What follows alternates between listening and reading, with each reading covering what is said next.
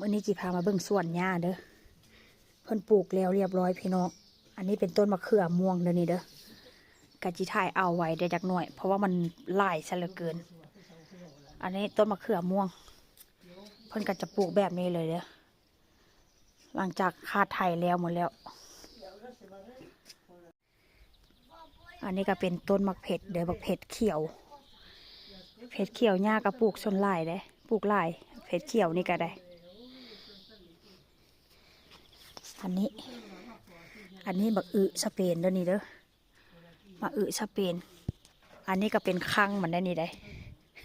เป็นคั่งมันพี่น้องเห็นบ่หญ้าก็จะปลูกแบบนี้เลยอันนี้ก็ต้นมะเขือโอ้ยคนมาสะอ่อนดอกไม้นี่เด้งามทีเด้งามคักงามแน่ทีเด้ดอกไม้นี่เด้สะอ่อนเด้ต้นมะเขือเป็นดอกแล้วเด้อมะเขือนี่เด้อมะเขือเทศบักเด่นเป็นดอกแล้วพาชมสวนได้มื้อนี้นะ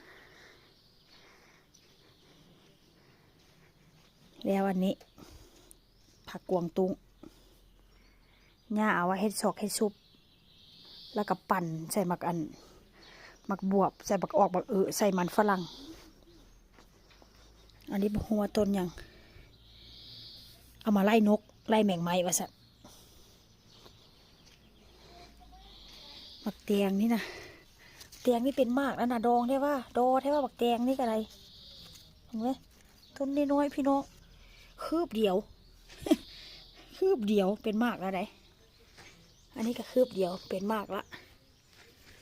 ย่าซื้อมาให้ลูกไผ่หลายต้นอยู่ได้1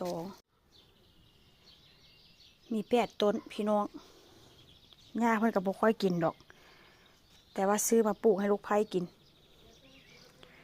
อันนี้ก็เป็นมักแปบเด้อนี่เด้อเห็นบ่มักแปบย่าเอาเม็ดมันฮะนะเม็ดขาวๆฮะนะเอาใส่ดินไว้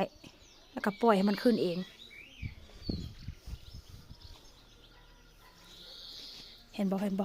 สมกำลังขึ้นนี่นะเห็นบ่มักแปบกำลังขึ้นจุลูจิลีอันนี้ก็เป็นค้างมันนั่นนี่พี่น้องเป็นค้างมัน ค้างมันนี่ไส้เสือกฝางอันนี้มักแตงเด้อ